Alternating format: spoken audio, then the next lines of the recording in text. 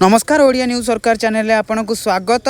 सृष्टि है जोड़ा लघुचाप 2 दिन प्रबल अति प्रबल वर्षा संभावना केउ केउ जिला को सतर्क घंटी आपण मैंने वीडियो को प्रथम करके देखुले वीडियो को लाइक करने सहित चैनल को सब्सक्राइब कर पाखे बेल आइकन टी दबाई दिंतु सर्वप्रथम आम वीडियो देखा चलतु नजर पकड़ा बड़ खबर उपर। पश्चिम बंगोपसागर और उत्तर ओडिशा उपकूल संलग्न उत्तर पश्चिम बंगोपसागर उपर आज अपराह एक घूर्णिबलय रही समुद्र पतन ठार 5.8 किमी उच्चता सह दक्षिण पश्चिम आड़क सृष्टि होता घूर्णिबलय प्रभाव आज संध्यारे बांग्लादेश पश्चिम बंग और उत्तर ओडिशा उपकूल एक लघुचाप क्षेत्र सृष्टि होईपरि उत्तर पश्चिम मध्य प्रदेश और पार्श्ववर्ती अंचल आउ एक लघुचाप क्षेत्र रही। जोड़ा लघुचाप प्रभाव में आसंता 2 दिन धरी सारा राज्य में प्रबल वर्षा लगी रहिबो।